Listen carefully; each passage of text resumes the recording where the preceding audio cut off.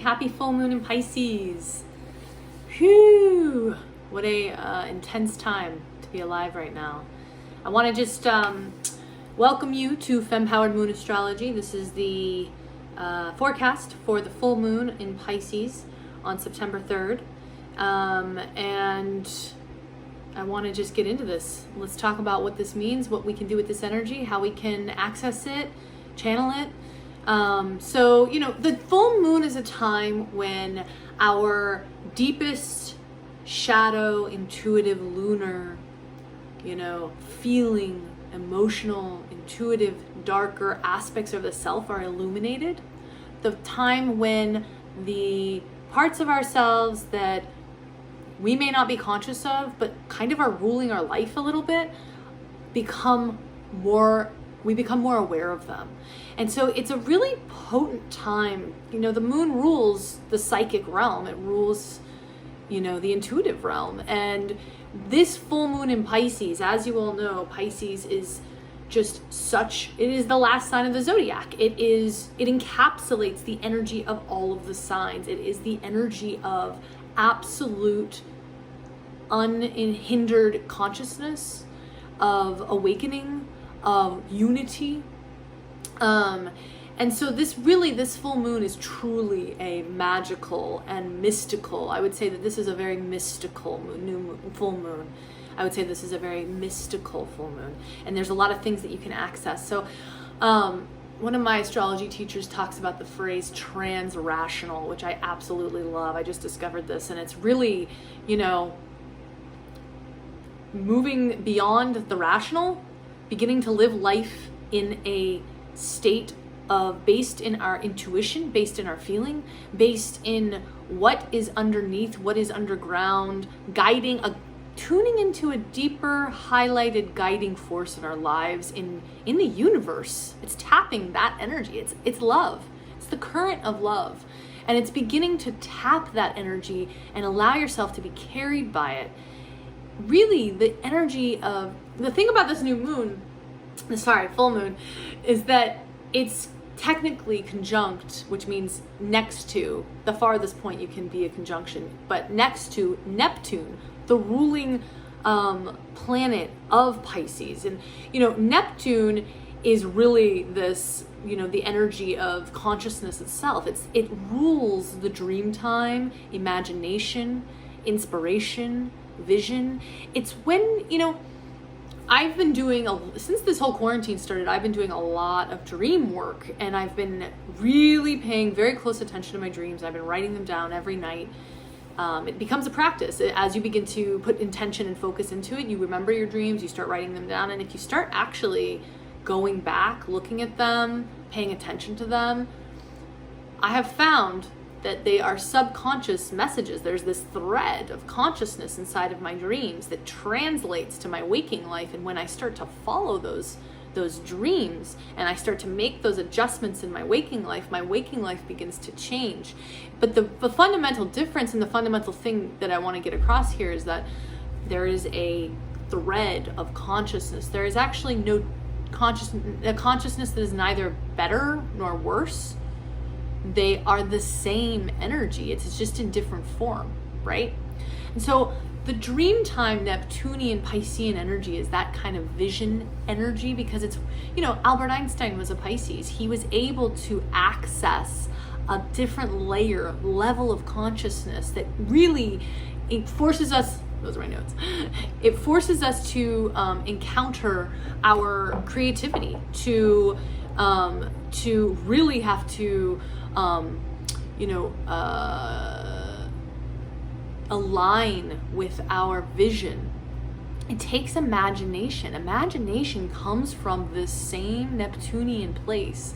It's being able to kind of detach from the material reality enough, the structured reality enough, to begin to allow one's consciousness to kind of swim. That's why Pisces is the fish, to kind of swim and explore and kind of open up to a new vision. And really, we're in such a profound, I don't know if you guys are feeling it, but we are in such a profound time of change right now, and such a profound spiritual time We really, really, really are. I mean, the machine has stopped. It has stopped, and it has given every single one of us the chance to begin to tune in to our moon self, our Neptunian self, our Piscean energy. What lies underneath? What are our visions? What does our imagination hold for us? What feels right? What feels wrong? And beginning to honor that, absolutely honor that as something real, as something important. So yeah, you know, the other piece of this is that, you know, there is there's these, what it happens is that it begins to crack our ego, and there's these kind of visions of this underworld, this undercurrent. You know, our ego is kind of what holds our exterior together. It's how we kind of maintain the status quo. It's how we maintain ourselves.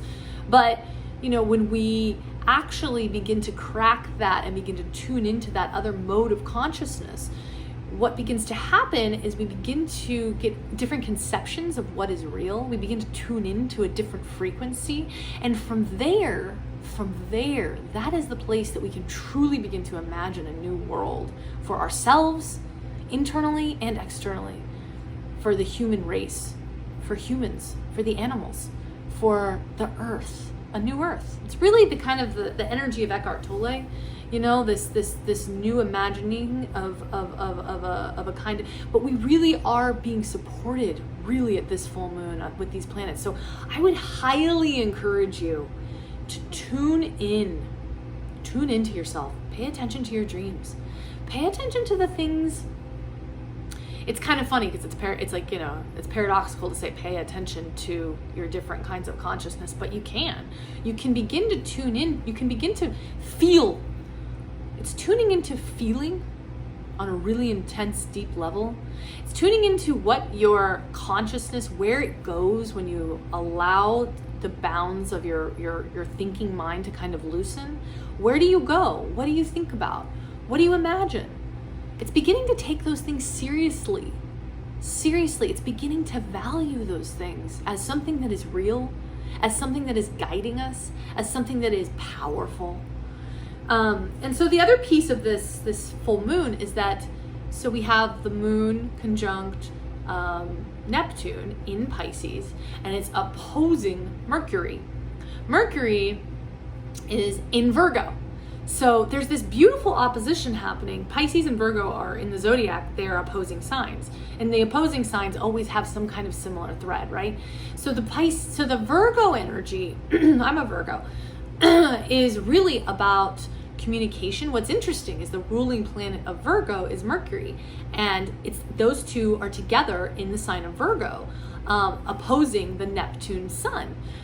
Sorry, the sun and Mercury are in the sign of Virgo, opposing the moon and Neptune. And so what this is saying us, because the sun is kind of our outer expression, right? It's kind of how it's our ego. And then Virgo is like an earth sign. It rules materiality. It rules putting form to our visions. That's what really, I would really like you guys to think about the phrase inspired purpose. Inspired purpose. What does this phrase mean to you? What could it mean to you? You know, Neptune rules inspiration, and it's not the fiery kind of inspiration, because I have a lot of fire, and there's a difference. There's a difference of a tone. You know, the fire energy is much more of like a dynamic energy.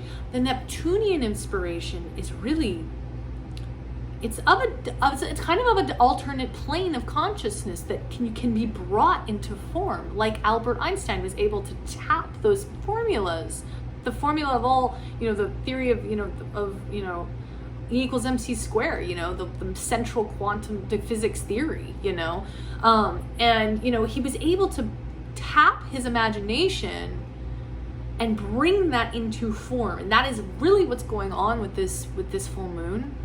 It's giving us the potential, it's giving us the power to begin to tap our inspiration. And there's such profound strength with the full moon in Pisces, with the Neptunian energy. It's so powerful, you guys. And then it's opposing. Whenever the strongest aspects in astrology are the conjunction and the opposition. It's opposing, which means that it's directly connected, it's directly working, it's directly charged with this energy in Virgo, which means that it can release into that. There is this inspiration, inspired creativity, inspired purpose, vision, sensitivity that then can be put into form, some sort of work for the self, for humanity. And I want you guys to really think about that this full moon. It's really the time of this right now. Challenge yourself, go deeper. This is the time we conceive of the new world. This is the time. And this moon is so powerful for this. So the other piece, oh yeah, I just want to say one more thing, is that, there is a thread of, I talked about this thread of consciousness in the dream time and the Piscean energy. And, something that you can really begin to do, just a simple thing that can help you with this energy, with Piscean, with Neptunian energy, is starting to look at symbols. What I've realized with doing dream work, something very simple with dream work, is simply beginning to look at the symbols in my dreams. And what I've noticed as I've gone deeper and deeper and deeper into the dream work, is I begin to notice the symbols in my waking life. We just say, oh, that's a red cup. And we don't realize, but when we start to access our dreams and we start to pay attention, because our dreams are so fluid and so all over the place, and using symbols from our waking life to try to give us messages that are deep archetypal energies, right, within the self. But the same thing, the same thread of consciousness is happening in our waking life. It's the same energy. And so if we can begin to say, oh, that red cup, I had a dream about that red cup, or, that red cup, this red color keeps coming up in my life. What does this red color mean? What is it trying to tell me? Or, something that shows up for me a lot is, I have a connection to ravens, to crows, and I'll have a dream about one, and to me that's like a crow medicine. That's like, deep spiritual energy and medicine, and and then I'll see one in waking life, but it's not just I pass by and I see a crow. I tune into the energy of the crow, because that crow's energy was kind of inside of me in my dream. It's kind of like we merged. And I feel like in my waking time, when I start to merge with that energy of the crow, it's like I can begin to absorb that wisdom, and it kind of shapes my waking life. And there's a symbology. You can go into the archetypal energy of crows. It's really magic, the shadow, psychic energy. Why do I feel drawn to these crows? Why? Why do I feel drawn to ravens? Asking yourself these deeper questions, beginning to look at the symbols. That's something I would implore you to do for this full moon. So the other piece of this is that we have this Pluto, Saturn conjunction and Jupiter up in the mix that's been going on, that started 2020 off. And what it's really, really kind of bringing up is that, what Pluto's really doing, and Saturn, is it's death energy. It's the destruction, and simultaneous emergence of something new. And our systems, whatever they are, however they are changing, fundamentally changing. And I know there's a lot of stress, and I know there's a lot of pain about the state of the world right now, but we can access this psychic realm, especially if we all begin to do it together. We start to imagine a new future. We start to pay attention to the symbols. We don't allow the fear of death, the fear of change, the fear of death, because essentially we're expanding, right? We're expanding. We are the universe. The universe is expanding. We are microcosms of the whole, right? Of the macrocosm. And the one truth is that it's constantly expanding, just like our consciousness, just like everything, right? And so, it's natural that our systems are changing. And in order to expand, one must let go. Something must die. Something must be reborn. And it's part of the energy of expansion. It's part of the energy of change and evolution. And so we can choose how to ride this energy. We can cling and grasp and fear, or we can hold the vision and believe that there is a new horizon, a new dawn on the horizon. And one of my most favorite mentors, I was listening to him, Astrology Mentors, and he was just talking about how there is a true spiritual awakening happening on this planet right now, and it's Neptune in Pisces, and we have to hold to that, you guys. We have to believe in that, and we have to do the work within ourselves to allow that to be, which means releasing the things that no longer matter. So it's starting to really pay attention. When we get challenged with releasing and death and something really fundamentally leaving our lives, we'll do things to escape that in order not to have to feel that intensity. And that's when addictions start. That's when patterns of behavior really come up that don't fit our soul, that don't feel good. So I would just challenge you to look at your patterns of behavior right now. Are you escaping this energy? Of course, we all need some reprieve. Of course, I'm not saying that we don't need it. But what happens if we just dive into it and allow it to transform us? Because our consciousness transforms the planet.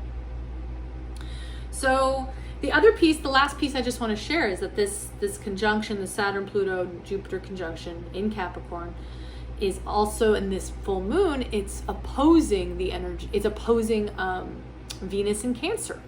Venus in Cancer is, love. It's beauty. It's radiance, and it's really, a restoration of our sensitivity, a restoration of the senses, waking up out of these dogmatic ideas of how we should be in order to function, in order to be okay, and restoring our own personal sense of what is right, of what feels right, of who we are, of enjoyment, of a pleasure, viewing a sunset, looking at an animal, taking a walk, eating something really good, opening ourselves up to that beauty, that sensitivity, that harmony within the self. Because when it's the ultimate energy of receptivity. And, I've found in my work that the central core of receptivity, it really is, when we allow ourselves to be receptive, truly, we are feeling worthy. We are enhancing our sense of worth, self-worth, because in this the paradigm that's kind of in the midst of dying, we've just been taught to grind ourselves to the bone, and really that pain is pleasure, to ignore our deeper feelings, our deeper truth, our imagination, our dreams. And this opposition to Venus is giving us this opportunity to really open up our senses, ourselves, our receptivity to the earth, the beauty around us, and to take it in, and to start to say, I'm worth this. I deserve this. I deserve this. So I think that's my biggest, those are my biggest messages for the day. And I hope you got something out of this. I've been really studying this full moon and thinking about it and talking with friends, and this is what I got out of it. So I send you so much love and deep awakening energy for this full moon. May it illuminate the parts of yourself that you haven't wanted to face, the parts that are that give you freedom, the parts that give you peace, the parts that liberate you, the parts that make you realize your beauty and worth. May it open you up to love. I love you all.